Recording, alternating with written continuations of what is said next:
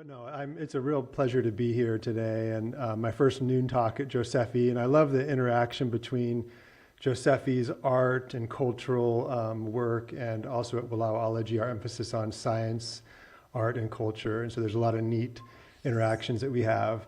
Thanks all for coming, and yeah, I just wanted to start by recognizing the work of Marina Ritchie on the left up there, and Robin Cohen. They were part of the Greater Hells Canyon Council's Wild Blues Air program, which is a new program, just started. They were the first artists to be part of it, to work on art as related to the Blue Mountains for a year as part of an internship, so to speak. And you know, they're just really passionate individuals and cranked out, you know, dozens and dozens of pieces of beautiful art, poetry, and prose. And, you know, it's really remarkable. And I just think the passion and also the kind of, I think the love that they have for the Blue Mountains is really comes through. And I feel the same way about our shared homeland here, the Blue Mountains. I really love it. It drives a lot of the work that I do, and passion for future generations. And, you know, there's a lot happening right now in the world. So it's great to have people that care, that are making their voices heard. So thank you to Josephi Center for having us here as well. And also, I just want to point out that, you know, I'm trying to, you know, learning to be very clear in my communication as a scientist. And one of the things that I wanted to be really, really clear about is that not a lot of people study specifically intact forest landscapes. And I know for the public, you hear a lot about places that need a lot of restoration work and costly restoration work in degraded lands. But there's also a subset of lands that are in pretty good condition, and they're actually really important to the future of the Blue Mountains too. Yet we don't have a lot of folks that actually focus on how those lands fit into the future of the Blue Mountains. That's something that I do. I've really focused on that. I've seen a need there. And I like to do that as a scientist. In my work as land surface temperature, where we worked in identifying the hottest spots on Earth, or in my large tree work, I'm always looking for where's the need? Where can I fit in? That's where I want to make the biggest impact. And you'll note that the art that you see on the walls, you're not going to see a lot of roads or clear-cut areas. And we all know those places are out there. This is an exhibit around intact forest landscapes and the wildlife that it supports, the process it supports. So that's why I'm here today. And I like to think holistically. You know, the whole earth is crucial, and perhaps is a refugia for life as a whole. That's something to think about. And I've studied the earth from space with satellites, and it changes the way you think a little bit, because all those boundaries sort of melt down, the boundaries that really define the way we think about so much. And you, all of a sudden, wow, the forest ecosystem is all part of a global dynamic. So thinking about that and into why the Blue Mountains really do matter. So this talk about refugia, I just want to emphasize the difference between refuge and refugia, because refuge is such a more common word that we've heard, right? So if you think about the definition of refuge in the dictionary, it's a condition of being safe or sheltered from pursuit, danger, or trouble. And then I found this other definition, which really was striking, because it's in ecology. The term has also been used to denote areas protected from anthropogenic disturbances, like reserves. And that really struck me, because you know, you have this whole subset of a definition that's related to ecology. I grew up in the Willamette Valley, and wildlife refuge I'd never really thought of as being protected from anthropogenic disturbance, of course, from us, but it was protected from places that were basically plowed over for the agriculture or developed. So there's this usage of refuge in an ecological sense. Now, refugia, like, why do we hear about that so much now, though? We never heard about it that much historically. Even when I was at University of Montana, 2002, there wasn't much talk about refugia. So here, they are defined as habitats that, let's just say, life retreat to, persistent, and can potentially expand from under changing environmental conditions. So that's the key, is it's been studied in terms of these major changing environmental climatic conditions. And so when we look back at this, I'll give you an example. This is a lot going on in this chart, but just to really simplify, it's a long time scale, and we're looking at changes in an average temperature from 1960 to 1990. And you can just see there's a lot of massive changes in the Earth's temperature over time until we finally get to the Holocene, where human beings have really developed and thrived in this very stable state here. If we go back in time to, for example, here, the KT extinction event, when dinosaurs went extinct, you can just see this abrupt temperature shift with that event.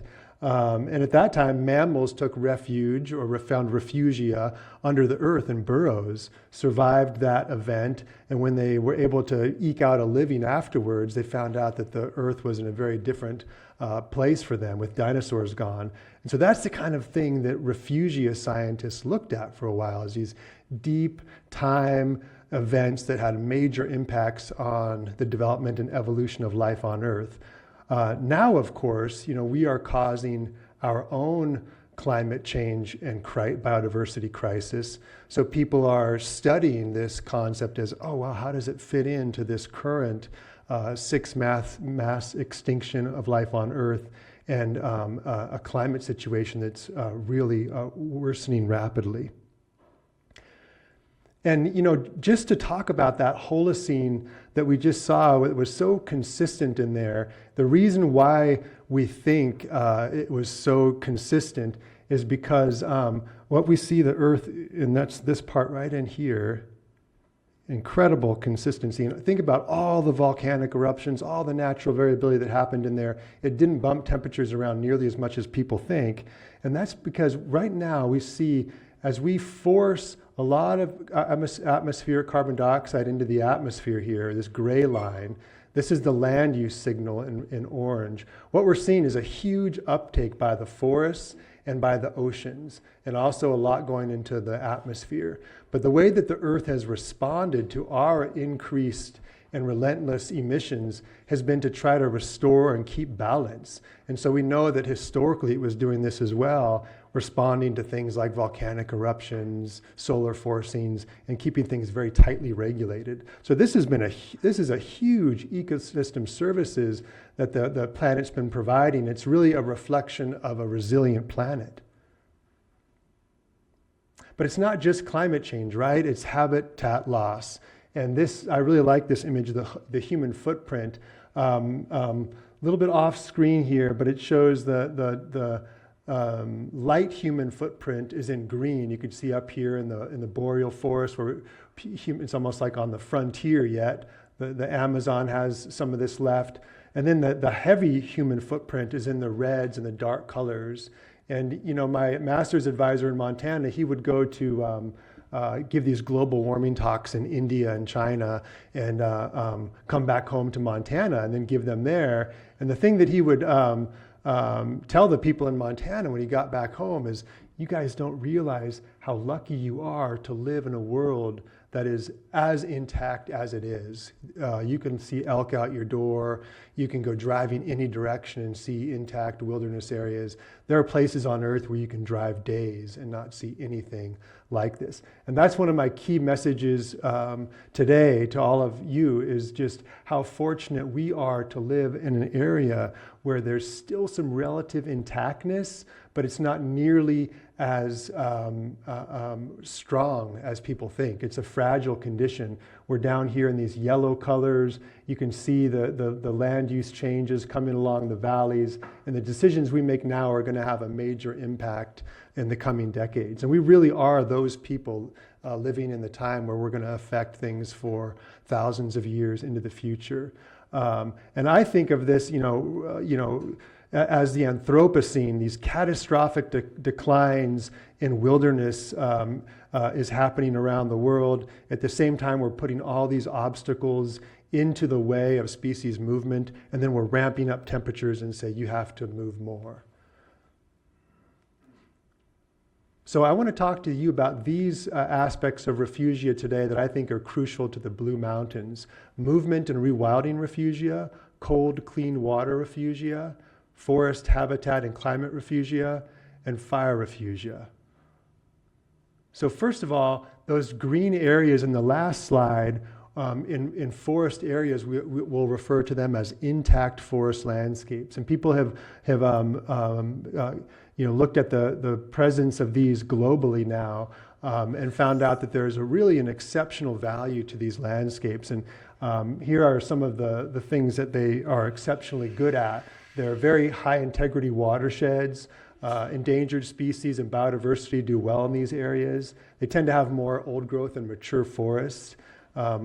Processes such as wildfire can operate more unimpeded in these landscapes. They have mosaics of ecosystems, so there's grasslands and trees and meadows and streams all together. They're very important for climate change. And in the temperate forest biome that is the most fragmented of all the major forest biomes, the smaller areas are also quite important. And these are very important for indigenous cultures because those intact values have been things that they've connected to for thousands of years.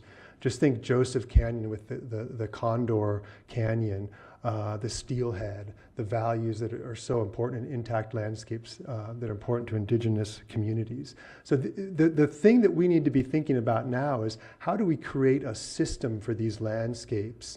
And that's the next major task with a climate that's rapidly warming and making things need to move. And I'll just give you quickly one slide on some of this science. It's great to work with these solutions-oriented scientists that I get to work with. So, we know we need to protect so much of the forests in terms of global environmental targets and national. So you folks have probably heard of 30 by 30 or 50 by 50, those targets. So we wanted to map out where would be the most high priority forest to protect for carbon values and biodiversity values across the Western United States and see if we could actually even do it. Is it even possible? And so we mapped all that out over on the right and showed that you could do it across all of these states.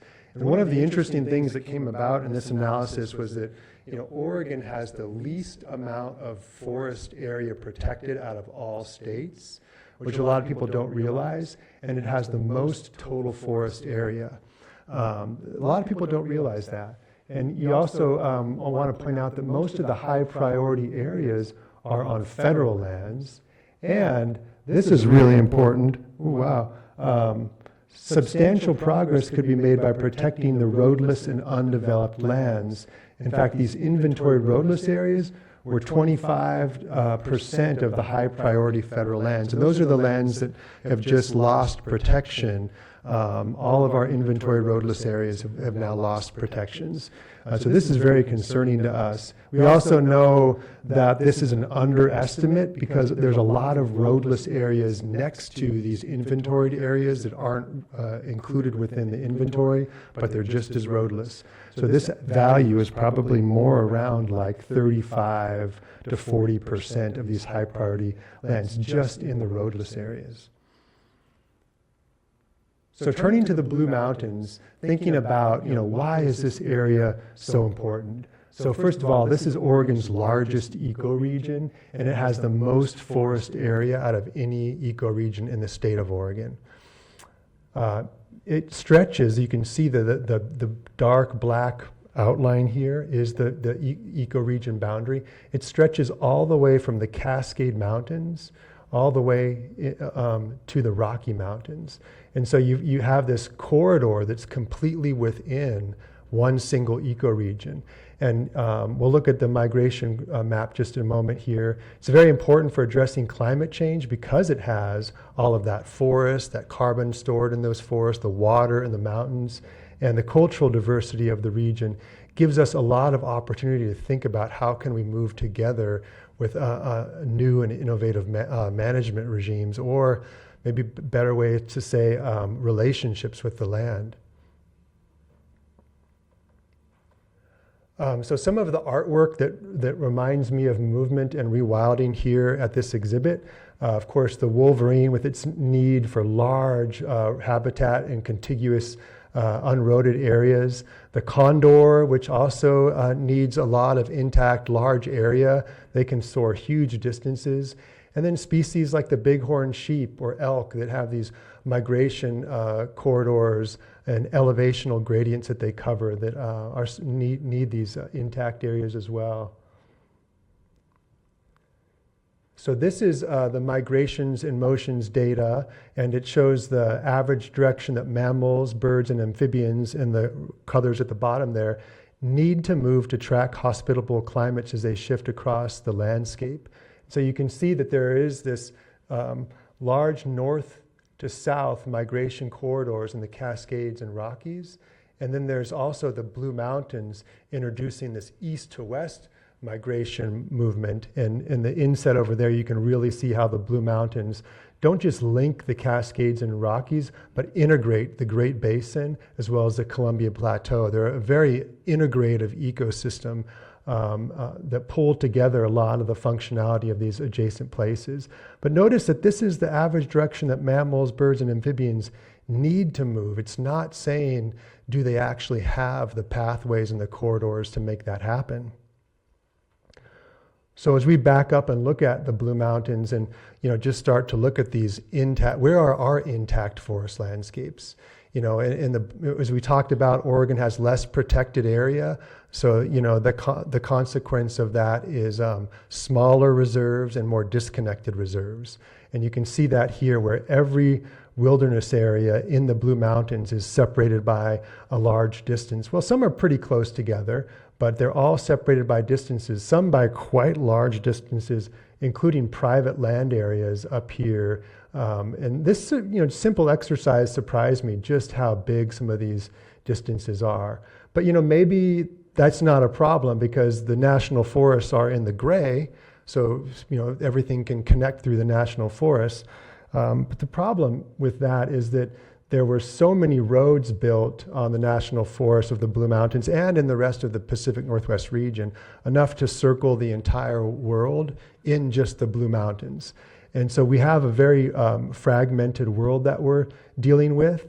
And in context of this, in 1994, a report looked at the value of these roadless areas and just was reiterating that there's enormous ecological value left in these areas. And it sure does make a lot of sense when you think about that is the inherent state of the forest, isn't it? It's not to be fragmented like this. It's to be of contiguous extent. And that's what species evolved with.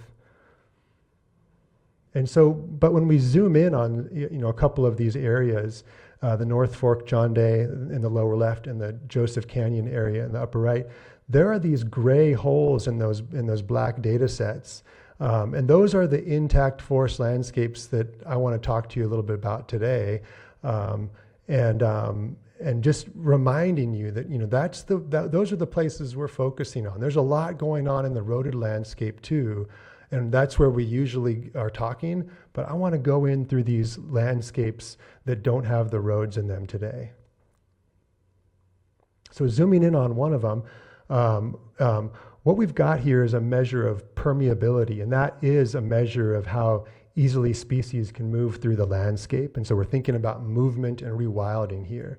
Now, the blue are areas that have high permeability, so species can move through relatively easily. The brown is areas that have the lowest, and then you have your intermediate colors. Now, on top of this data set, I've overlaid the wilderness areas in red and the roadless areas in black and the road system.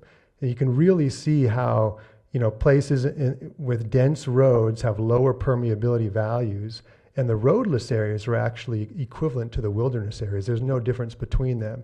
So for wildlife, they're moving through these landscapes. They're not sensing these political boundaries in terms of, oh, I'm leaving a wilderness area and going into a roadless area now.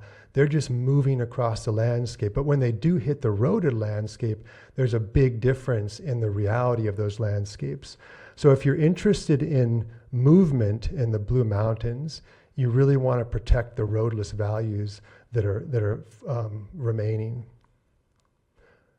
Up to another part of the world in our backyard, you can see here the Eagle Cap Wilderness, the Hells Canyon Wilderness, and the Wanaha Canyon.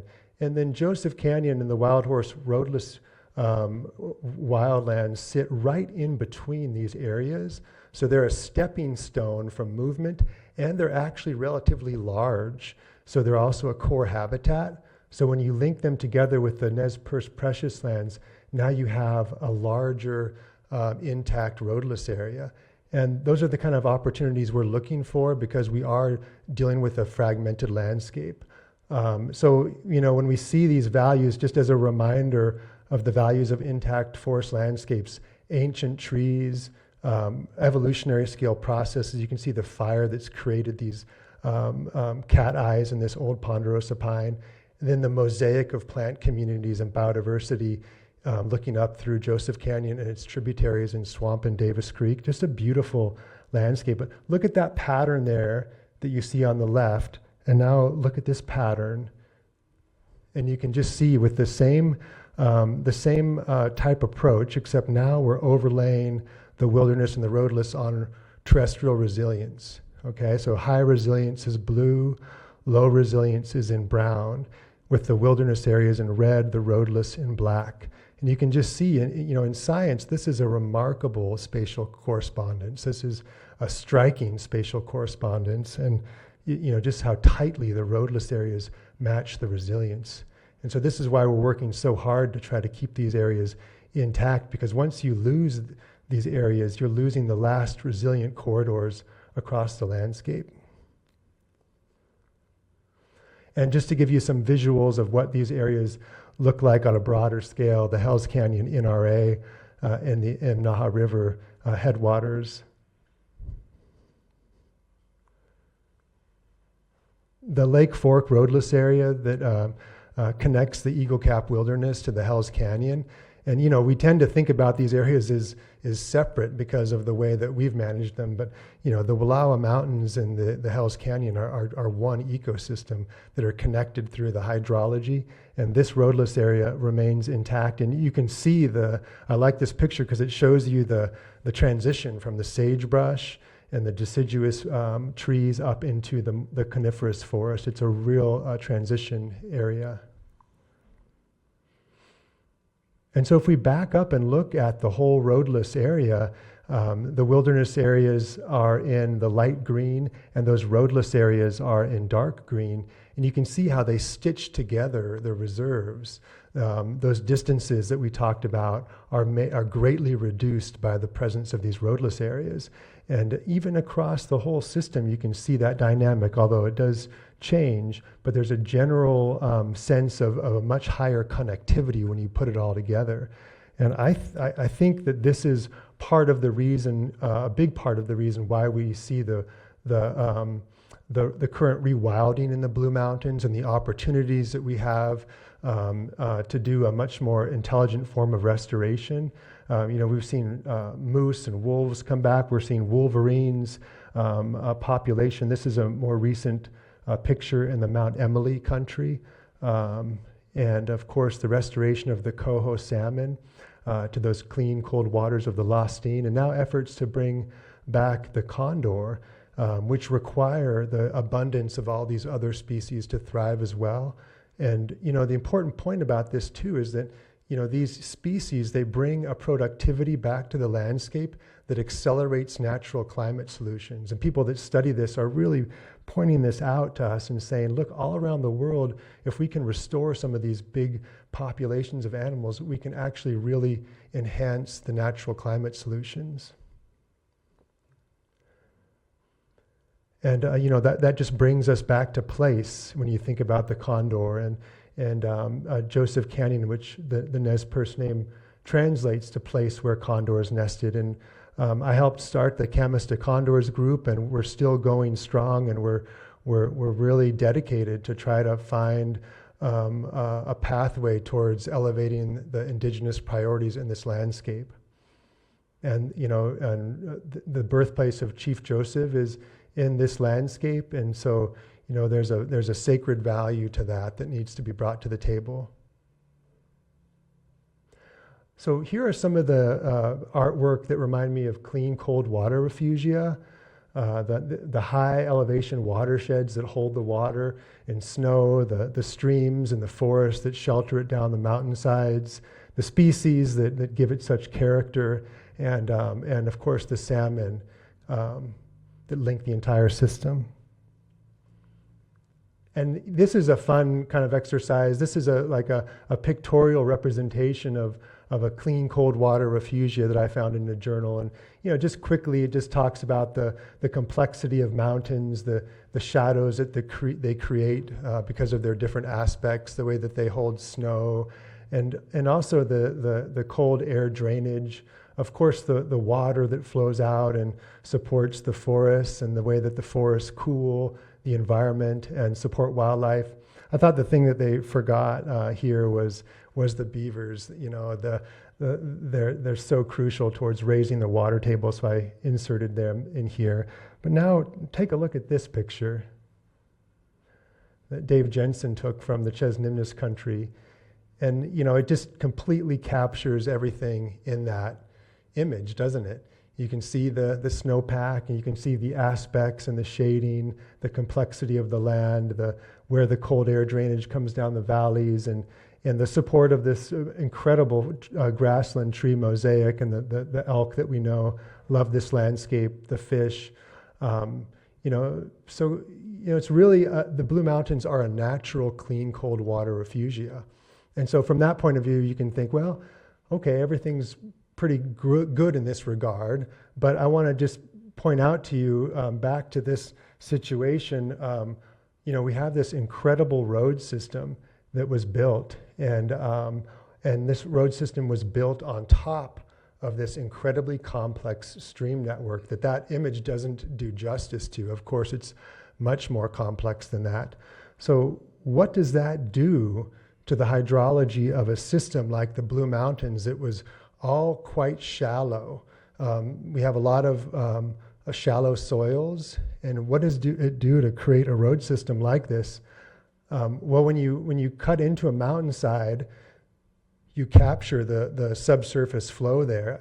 It's SSF, subsurface flow, identified there, and you capture that, and you put it into a ditch, and you run it down the ditch, or some of it may go through a culvert and be dropped off the other side. But this has been happening.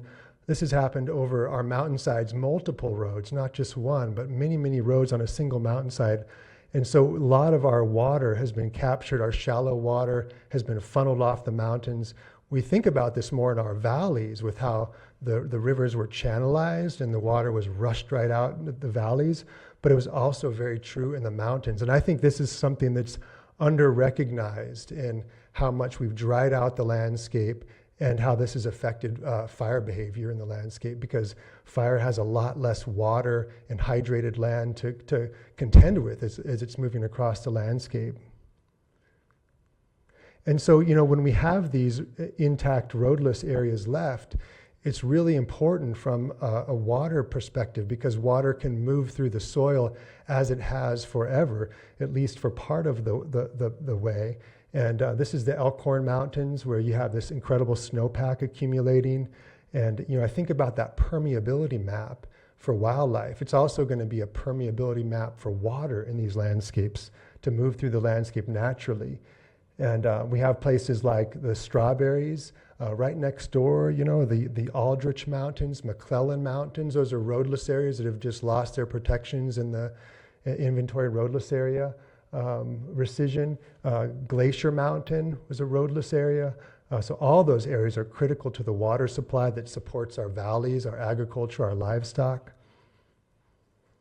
And also, refugia for species like the Wallowa rosy finch that are only found up in these alpine areas associated with snowpack, and they hunt the little insects that fall out and get stuck on the snowpacks, and they're only found here locally, so real refugia.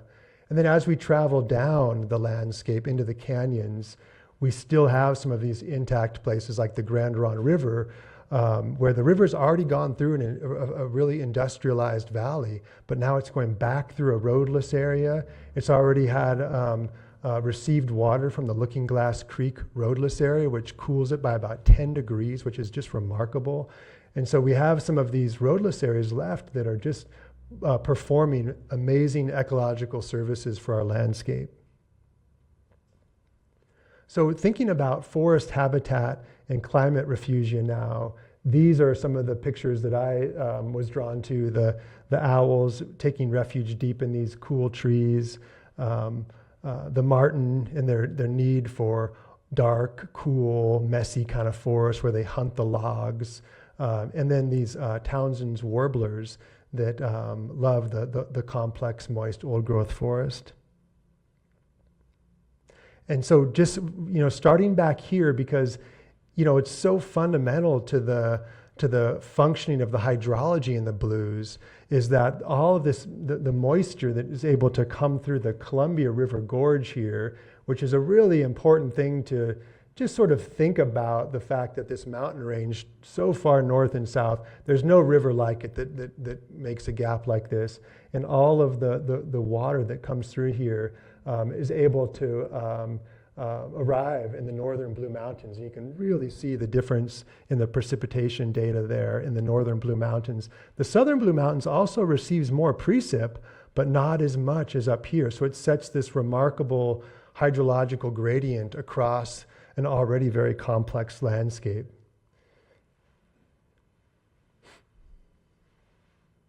And that is reflected in the forest type group and habitat conditions. So you can see here, this is just think of all of these as major habitat types for forests.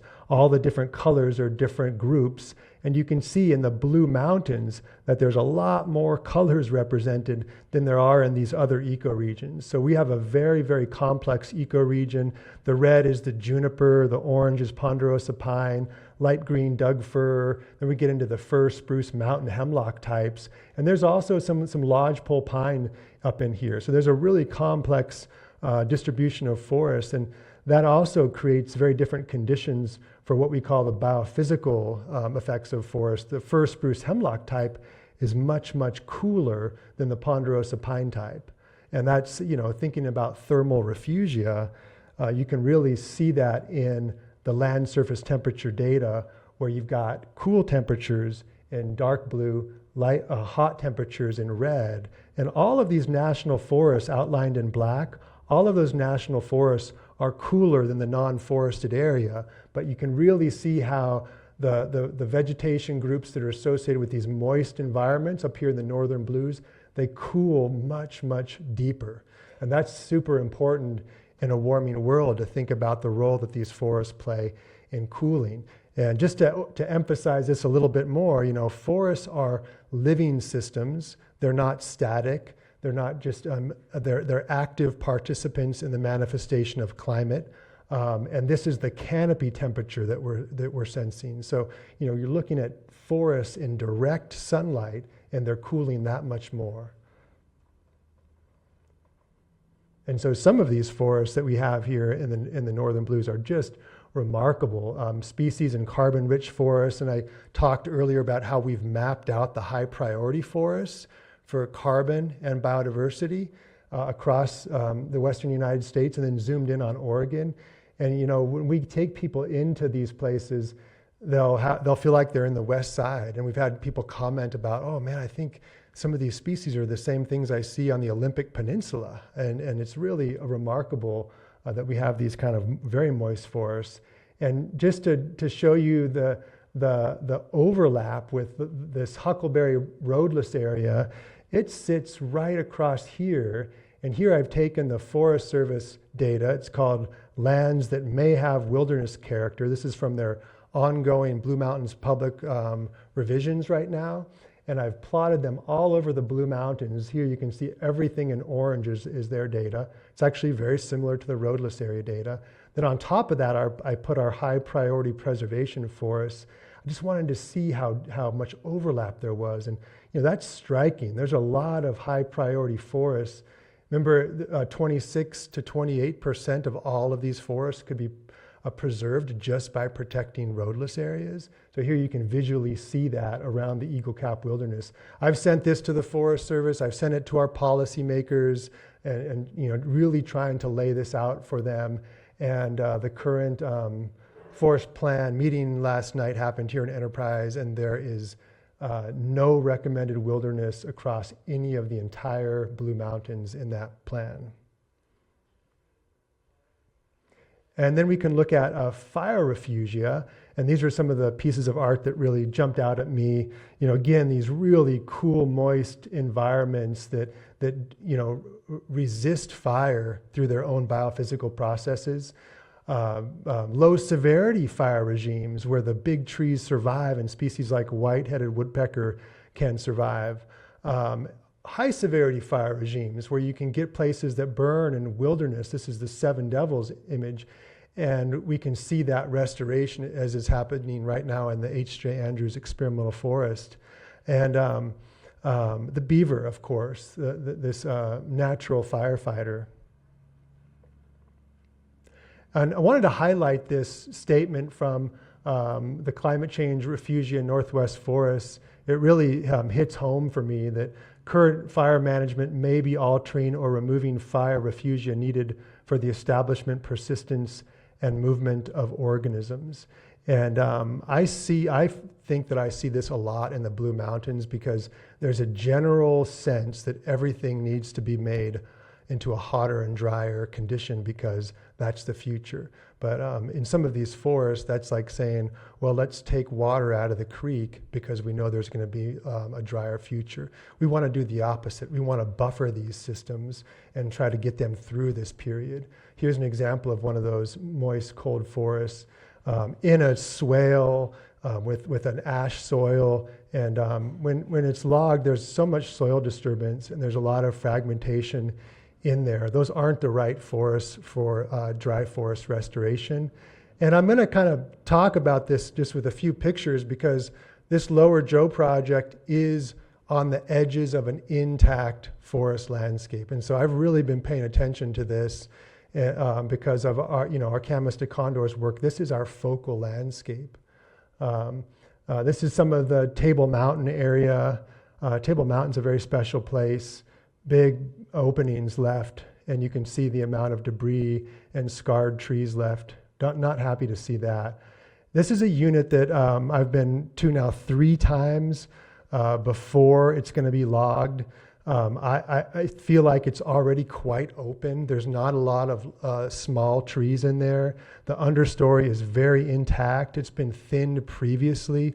All it looks like it needs to me is an understory fire, if that. The only trees that will remain after this project are the ones that don't have orange on them. So all of these will be gone. All of these this is a dry forest ecotone. Up here it's just scabland. Really heavy logging along the ecotone. I don't understand that. These are already ecosystems that we don't know if they'll grow back on these dry forest ecotones, and they're being hit hard. Deep in the roadless area where I've led hundreds of people on public tours to these trees, I found some beautiful old growth snags cut up. Didn't understand why that would happen when this is a prescribed fire unit. It's supposed to benefit the old trees. They're like the high priority for protection. And they've survived dozens of these fires. Look at the scar on that. It's a legacy tree. Really surprised to see this. Found out that it was about concerns about the fire spreading, but I feel like that needs to be prepared for ahead of time. And not just snags, but live green old growth trees with those deep fire scars cut and on the ground. The very species that are supposed to be benefiting from the prescribed fire were cut down. And that was just really shocking to me because you think in a prescribed fire unit, you're not going to have this. And, that's what the log deck looks like. These aren't small trees. That's a lot of carbon coming out of this land. And I, as someone that studies carbon and studies large trees, this is way more carbon than a fire would be removing from these stands. And you can see that in my research here. So this is a tree diameter from 0 to 21 inches would be this dashed line. And this is a tree above ground carbon. And you can see that as these trees get bigger, they really take off in their carbon stores. And so we found that just 3% of the trees in Eastern Oregon's national forests are actually above this threshold, but they store almost half of the above ground carbon. And this is consistent actually with a recovering forest worldwide. A lot of forests will have even more carbon in their large diameter trees.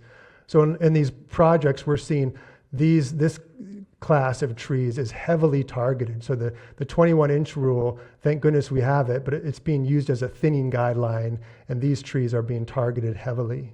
So a lot of carbon is coming off of these projects. And then thinking about beaver fire refugia. This is a place in Idaho that was in a shrubland. You can see that there isn't any snags. This is really a tree snags. This is more of a shrubland environment, but just a striking photo because beavers were restored to this creek prior to the fire. And if they hadn't been, you would have likely seen this blackened landscape right across the creek. And so when you have beavers in there, the way that they hydrate the below ground is so dramatic that the vegetation has access to water, it stays greener, the fire can't burn across that the same way. And so if you go back to your definition of refugia, that's an opportunity for these species to survive these changing environmental conditions and then spread out again from those areas. That's exactly what they found here in a fire in Central Oregon. There is some green tree canopy, but overall this was a pretty hot fire. The biologists I read were thrilled to find this area because the fish had survived in there and a lot of other life survived in there. And then all of a sudden, the input of all the nutrients from these fires can become a resource boon for the survivors rather than, oh, nothing survived. It's going to take so long for things to even get back in there. And so there is a vision to think about the Blue Mountains as an integrated system. And, you know, that vision is also captured by the Blue Mountains Trail that winds all the way throughout these Blue Mountains, connects these big, our 7 wilderness areas, but also all of these core roadless areas in a way that I think a lot of wild animals would also travel. And this trail, by the way, there was no new trail built.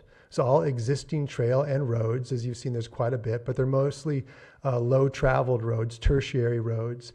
And so it's giving us a way to think about the landscape in a way that links it together and gets people out and to appreciate some of these amazing intact forest landscapes that are pictured here in Robin and Marina's incredible work. So thank you very much for coming today. I'm happy to have any questions and appreciate all of you. Thank you.